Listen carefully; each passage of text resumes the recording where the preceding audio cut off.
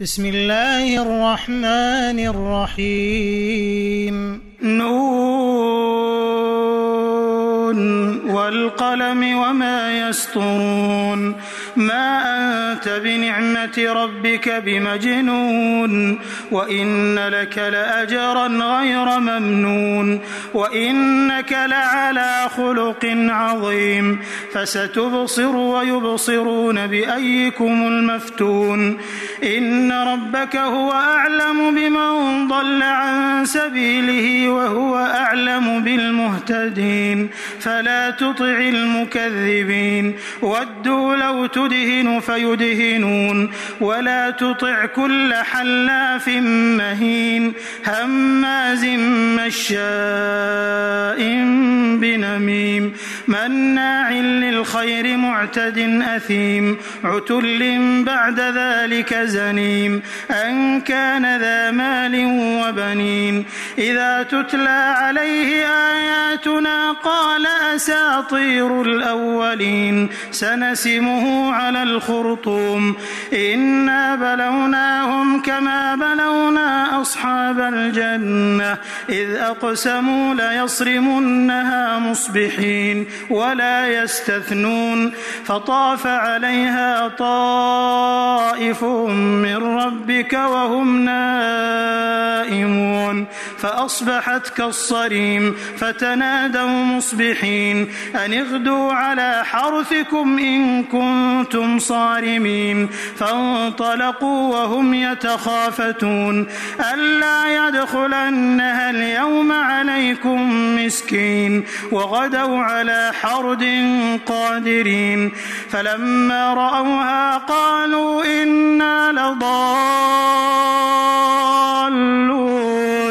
بل نحن محرومون قال أوسطهم ألم أقل لكم لولا تسبحون قالوا سبحان ربنا إنا كنا ظالمين فأقبل بعضهم على بعض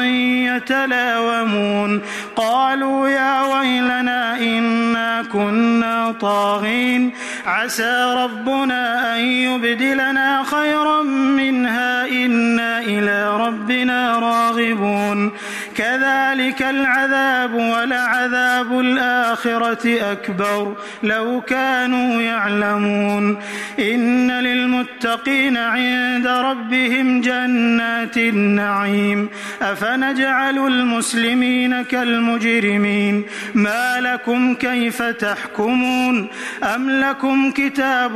فيه تدرسون إن لكم فيه لما تخيرون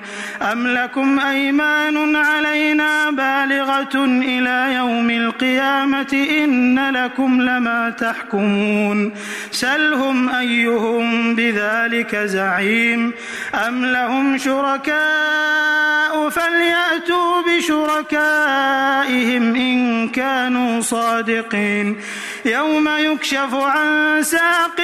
ويدعون إلى السجود فلا يستطيعون خاشعة أبصارهم ترهقهم ذلة وقد كانوا يدعون إلى السجود وهم سالمون فذرني ومن يكذب بهذا الحديث سنستدرجهم من حيث لا يعلمون وأملي لهم إن كيدي متين أم تسألهم أجرا فهم من مغرم